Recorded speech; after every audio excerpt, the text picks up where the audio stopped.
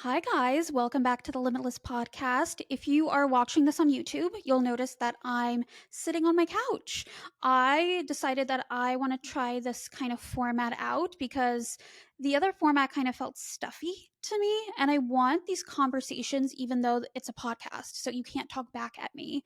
But I do want these to feel more of like a tea spilling session over FaceTime, like a genuine conversation. So I decided to do it from my couch where I just feel more comfortable. And hopefully, when you're listening to these episodes, you're on your couch or somewhere where you feel really comfortable and you feel like it's just a moment of the day where you can like relax and listen to these. So today we are diving in to a topic that I hear from my clients all the time, and that is that balance is a myth and it's BS. And it is. The way that we have defined it as a society, but especially for women, what balance means is BS. That's just a fact. And balance is rooted in perfectionism, and perfectionism is rooted in shame. So, the definition of balance, the way we experience it today, and the way people talk about it, induces a lot of shame. It induces a lot of guilt. And I know I felt that way before.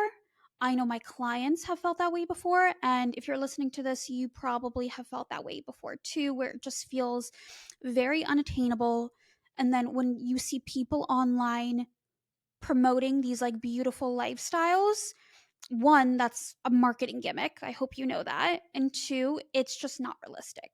But what I want to talk about today is how through the year I've had, I've had an incredibly hard year this year. And through that, I have been able to find balance, but in a way that is not defined like what most people are used to, which is like the perfect ratio of time and resources, right? I define balance, or rather, I'm on a mission to redefine balance as not a destination, not this perfect ratio of time and resources, but rather it's your internal baseline. So, meaning a lot of people associate balance with it being something that is physically in their reality, right? Like, I'm doing this today and then that today, and I'm finding time to do this. And it's just like this perfect time ratio that's just equally divided and it's beautiful and it's perfect. Versus physical reality balance actually starts with feeling balanced in inward. So today I want to give you like the 4 steps I use to find how to identify and find that internal baseline, and then how I help my clients do that as well, that I've seen on a daily basis within their businesses and navigating their personal lives alongside of it. So when we think about balance, like I said, it's rooted in shame. And we want to do all these things, especially as entrepreneurs. We're really ambitious, but we're also really controlling and we're also perfectionists, right? And all those things inherently make us who we are and it gives us the results that we have.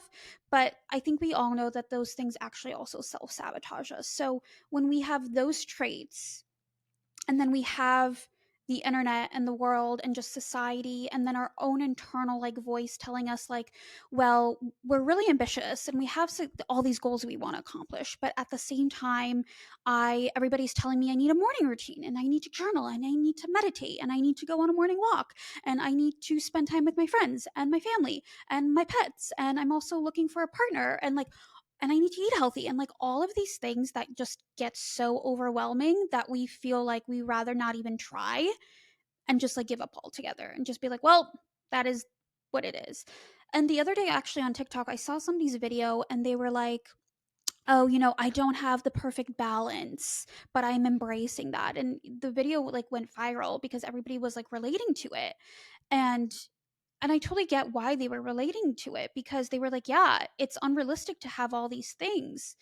But like I said, really redefining balance as your inner peace and inner equilibrium, then that translates into your physical reality. Because it's really unrealistic. I don't know about you, but I think that you go through different seasons of life and business, and you can never predict what those seasons are. Sometimes you can't, right? Like maybe you're starting to plan on, starting a family or adopting a dog or things like that. Those are kind of like planned situations. But a lot of the time, these seasons that we go through, because remember, we are humans operating businesses, our businesses are not operating humans. So it's really hard to think it's very realistic to say, I'm going to have this perfect balanced schedule. And no matter what season of life or business, no matter what chaos comes into my world, my schedule is never going to change. That's just unrealistic. Like my my balance went out the door this year as I was grieving. Like grieving, crippling depression, a million other things. Like every day I was just surviving. But the interesting thing is that when I redefined balance as an internal versus external, actually this year was the first time in my life I truly experienced internal peace, even though it was one of the most challenging years of my life, which I thought is really interesting. Which now I'm of the opinion that you can 100% find serenity in the chaos, but you need to know how to identify that baseline. What do you guys think? And also, just to say that I've created a question submission form that you can find at the end of this show notes podcast. That way, if you guys have any feedback, questions, or topics you want to submit to answer on future podcast episodes, please do so, because I want this to be an actual engaging conversation that benefits everyone. So instead of thinking of balance as a destination, like I said, of this like perfect ratio of time and resources, what if we think about it as more of like your baseline, your equilibrium? How do you get back to zero? How do you get back to just like neutral, regardless of what your physical reality looks like?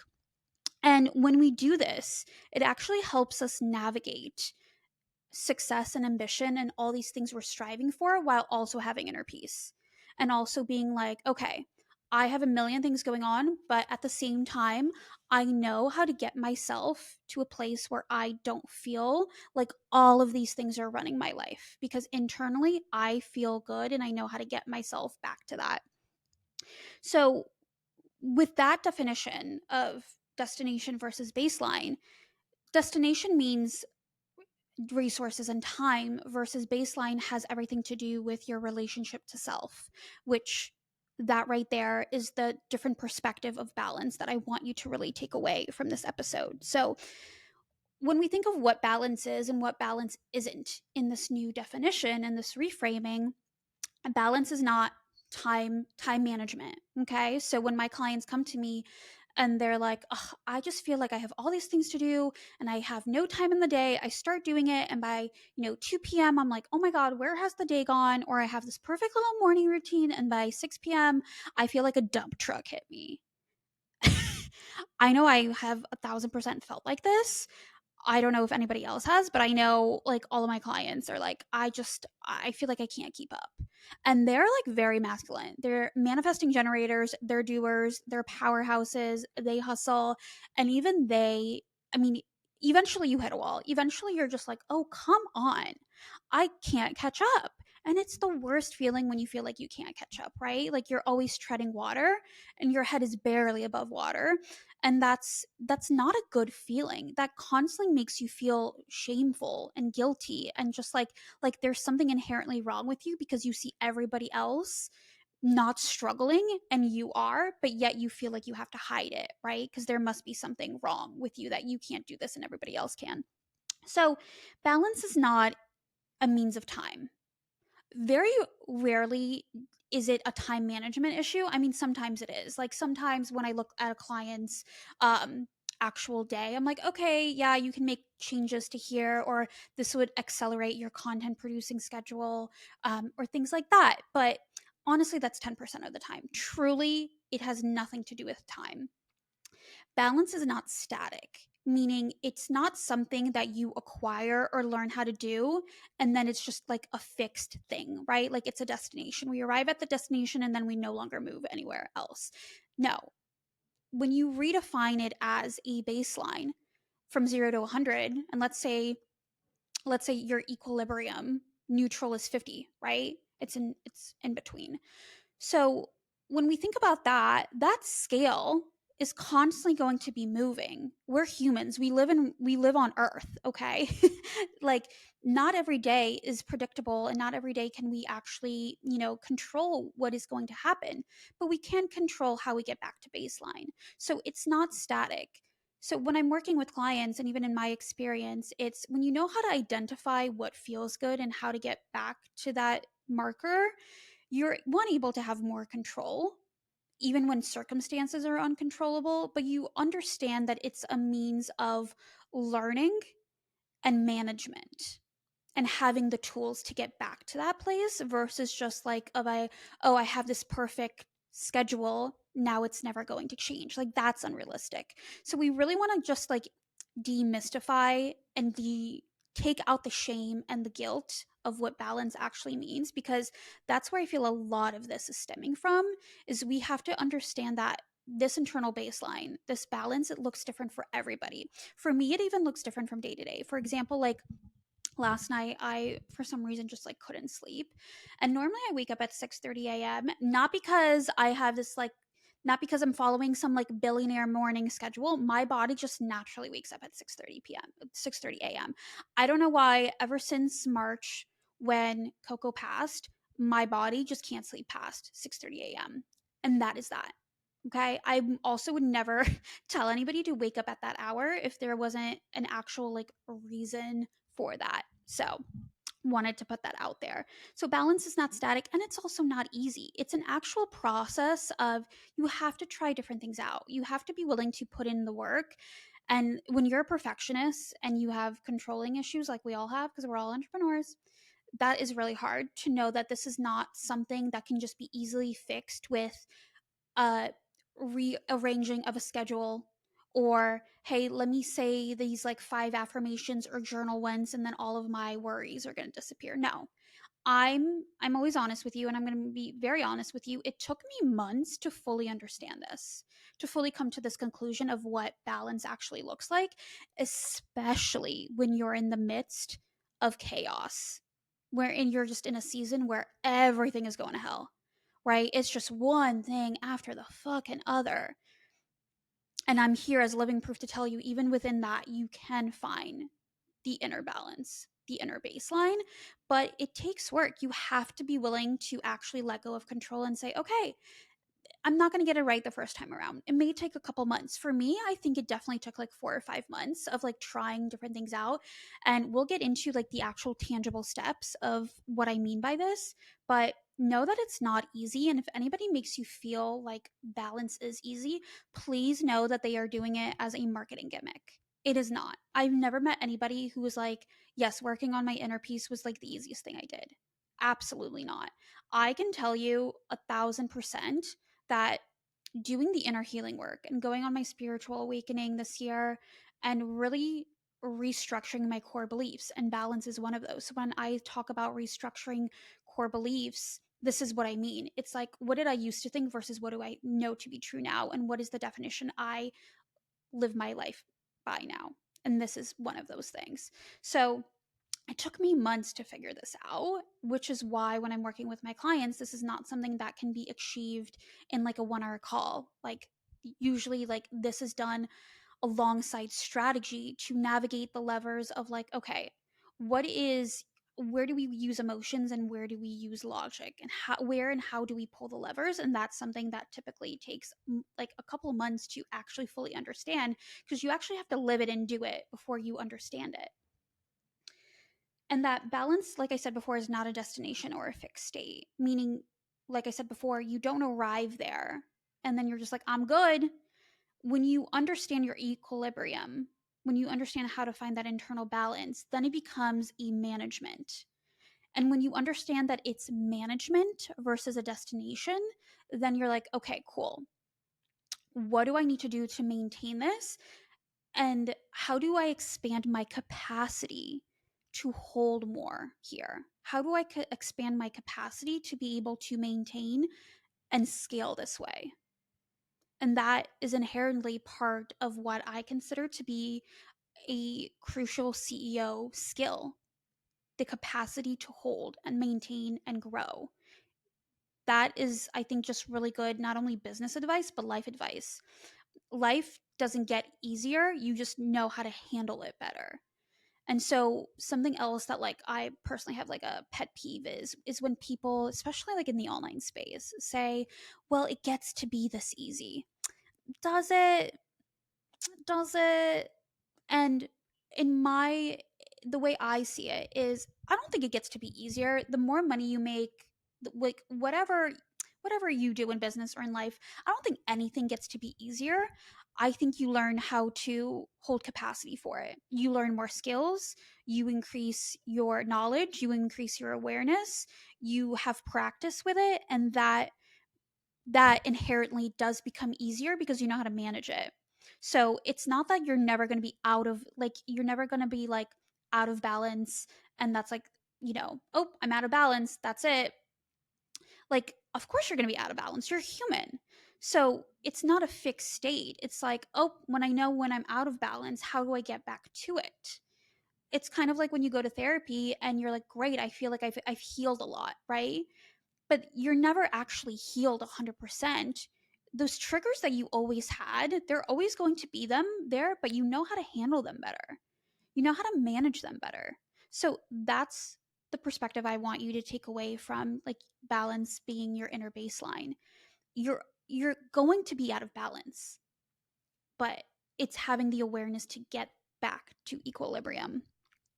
So, what I like to think of it is kind of what I like to call like the rubber band theory. I forgot to get a rubber band out of my drawer to show you if you're watching this on YouTube. But the way I kind of like visualize it is most of us live in extremes, which is why balance is such like a frustrating concept to us, because equilibrium is hard for us to like visualize in our day-to-day lives because our lives have become so extreme and polar, meaning that everything from work, life, and different aspects in society, we're constantly living in a state of like 0 or 100, right? So when we're resting, we're at 0. When we're working, we're at 100. It's very rare that we actually know how to fluctuate at 25, 50, 75, right? Like to us, we're just very hyper obsessive, especially if you're an entrepreneur, you become very hyper obsessive about everything. And if you even think about diet culture, right? A lot of people, they're like, I'm super clean for 5 days and then I have a binge day. Well, to me, that's not a very balanced way of approaching dieting, because you're saying that you're at 0 one day and 100 the next. That doesn't seem very balanced. When we think about rest, like I said earlier, we think of it as, well, I'm going to hustle and then I'm going to completely disconnect and go on vacation. That also is not balance. Not to say that that is like inherently bad, but I think when you're constantly fluctuating between 0 and 100 and you don't know how to live in the gray area of business and life, that gets very exhausting, and that leads to burnout, and that leads to that guilt and shame of like, oh, I constantly feel like I'm behind.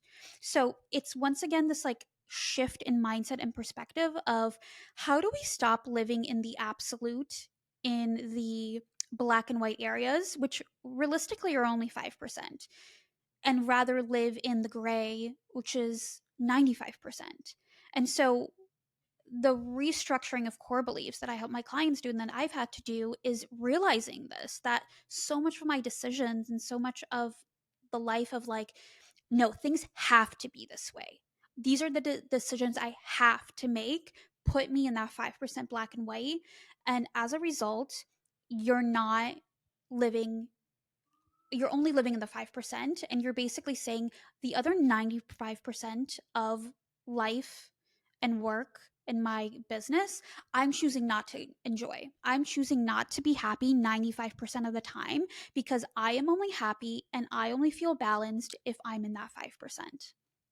That is a very awful way to live. Not even run a business. That's just like an awful way to say like you only want to enjoy 5% of your life. And I 100% was in that mentality where I was like, oh my God, like, how do I enjoy more of life? Like, how do I enjoy more of my business on a day to day in that gray?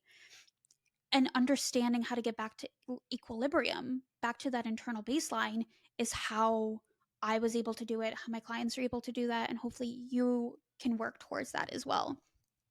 So,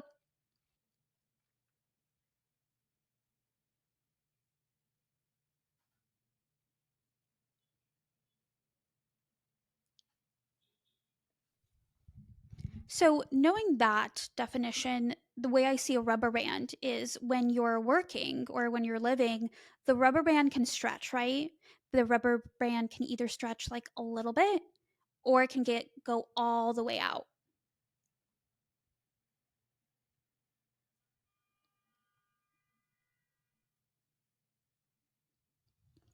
So if we know how to get this rubber band to not snap because we're not operating from the state of like, though it's going to like slingshot, or we're just slightly moving it from 50 to 75 to 100 or back down that way in increments. I mean, even when you look at a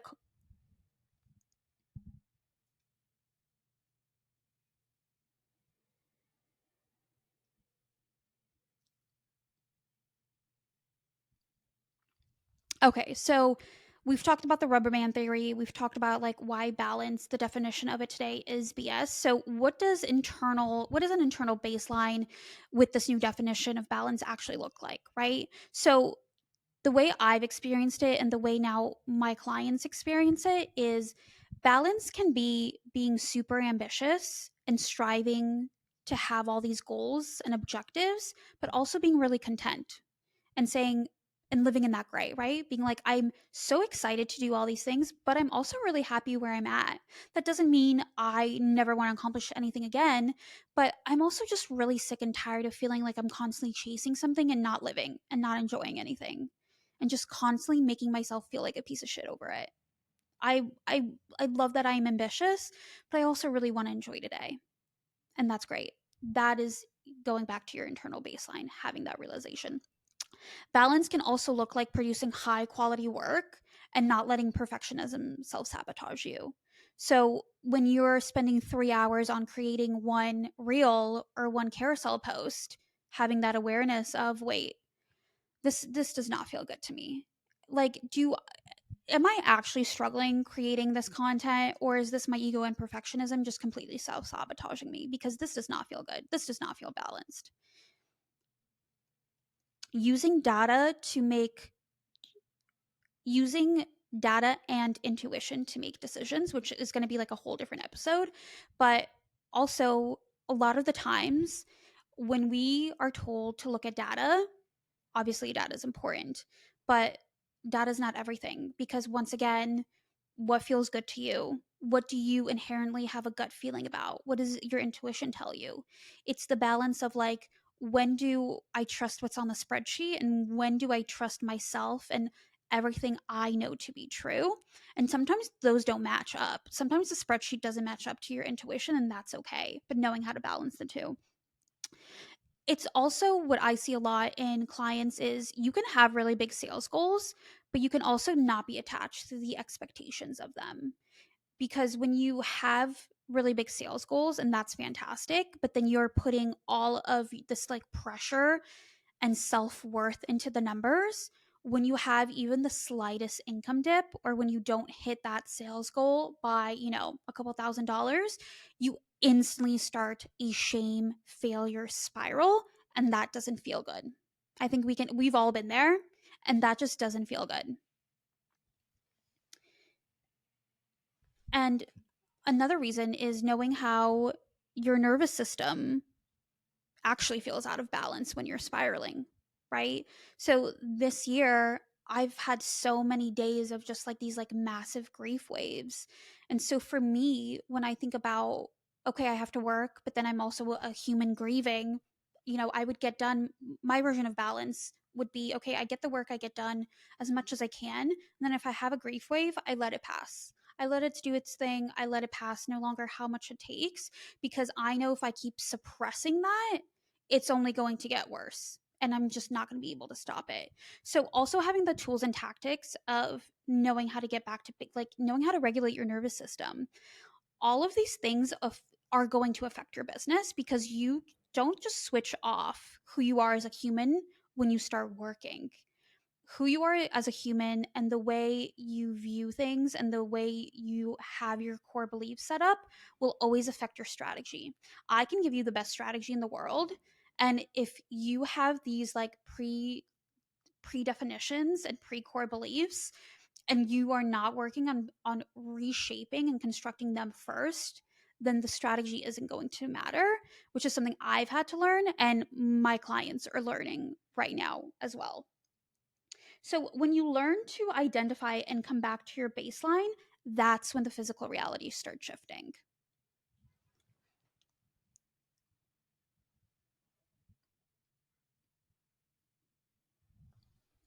Because what you realize all along is that what you've actually been craving is not this perfect time schedule to accomplish all these things. At the end of the day, even in chaos, you just want to know you're going to feel good.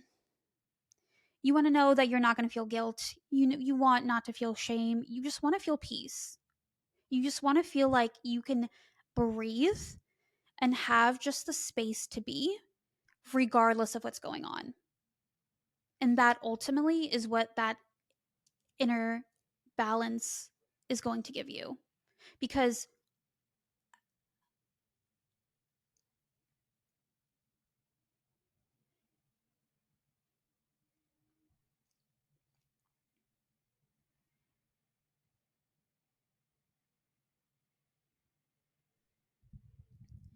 when you feel peace and you feel like you are in control of your emotions and you are in control, even when there's situations in your life or business where you can control, it still feels,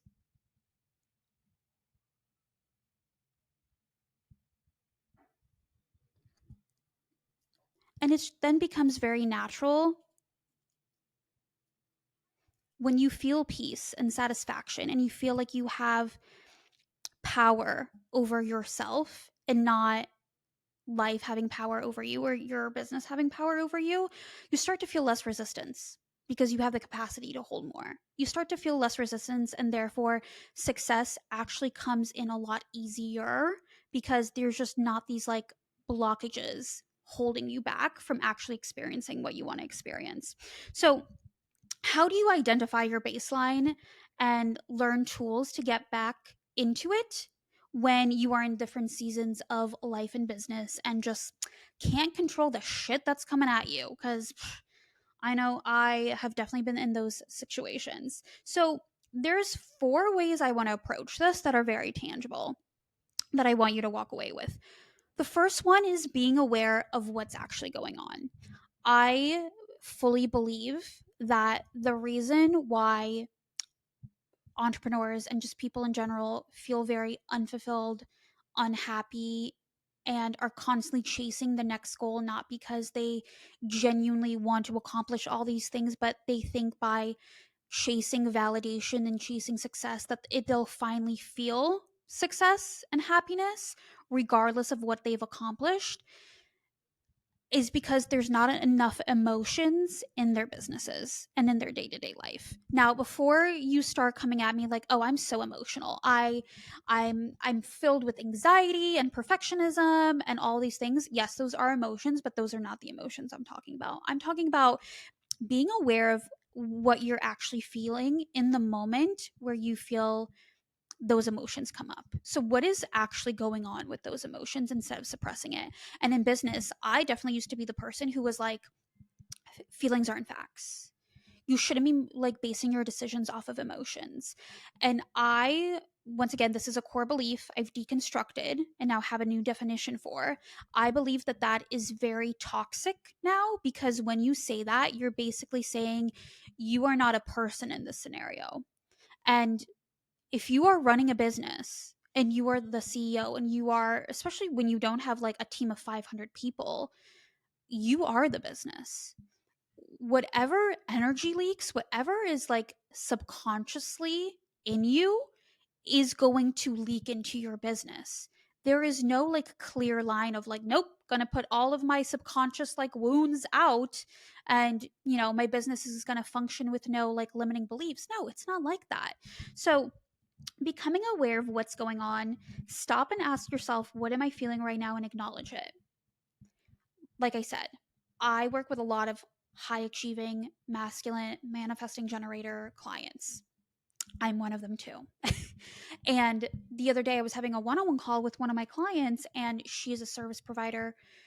The last couple of months, we've been working on creating an offer for her that's a 5-figure investment. Yes, service providers can sell 5-figure investments too. It's not just coaches.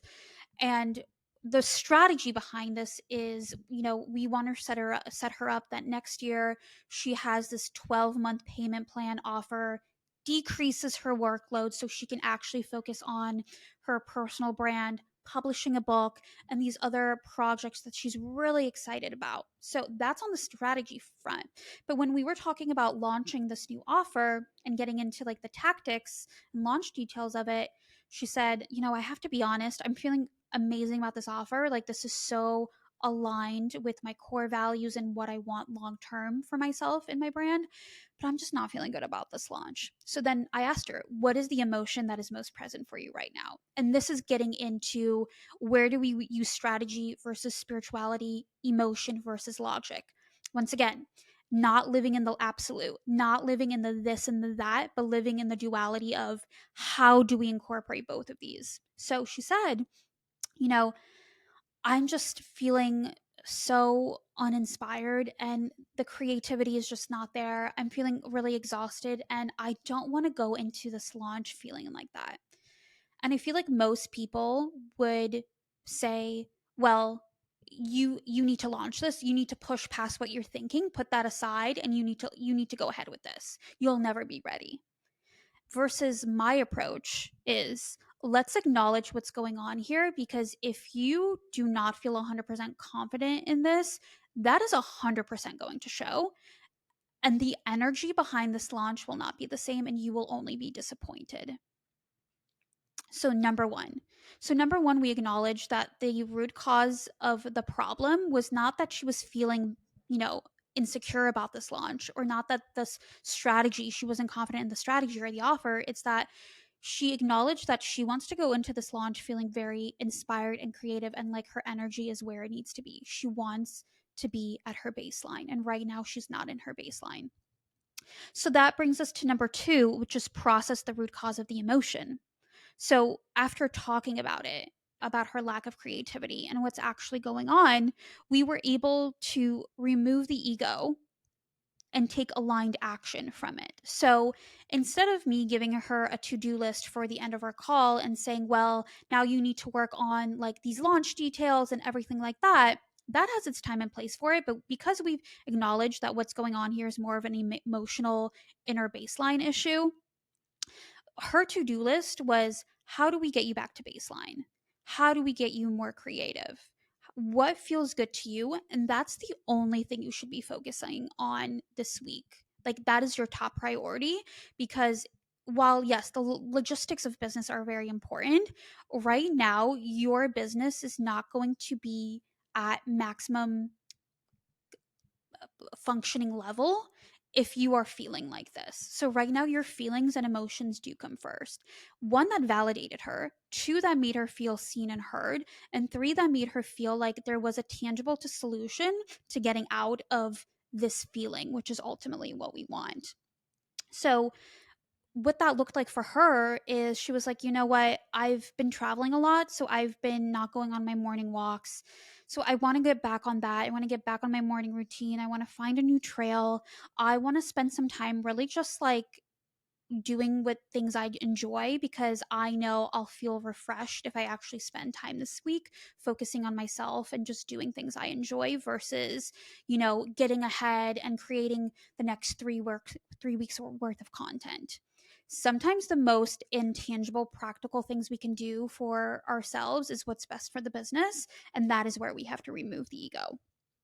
So, by doing these things, that leads us to number four, which is create small habits as you test out what works and what doesn't work for you. Like I said, this is a process. So, to summarize, how to identify your baseline and learn tools to get back to your internal baseline. One, be aware of what's going on and actually acknowledge how you feel. 2, process the root cause of the emotion. Feel it, process it. Do not push it aside, do not suppress it, actually sit in it. And this is where our work really comes in if we work together. 3, remove the ego and actually think, what is the right aligned action with here? And sometimes it's hard to see this from just like a you angle, which is why working together and having a different perspective, especially somebody who's been through a lot, I'm able to see a perspective that's when you're just so deep in your head, you just cannot see. And 4, be okay with things not working out the first time. Create small habits because small habits lead to big changes, right? So the more you go through the first 3 steps, the more you actually learn what works and what doesn't work for you, what feels good, what doesn't feel good for you. And the more you acknowledge that the reason why you're feeling the way you are and you don't have what you have is because you're lacking emotions, you're lacking the processing, you're lacking the actually feeling the emotions, the easier it's going to be for you to get to where you want to be going with less resistance. Because if you understand where the pressure and the resistance and the anxiety is coming from, you can make decisions that actually either one, ideally eliminate, or two, decrease the time that you spend in those states of this doesn't feel good, which is ultimately the goal. Because when we can move through that faster, our results flow easier and we actually get what we want a lot faster. So, let me guy so let me know if you have any questions, if you have any feedback. Would love to know what you think of redefining balance as an internal baseline versus a fixed time ratio of time and resources, and how you're going to be implementing these 4 habits of identifying your baseline.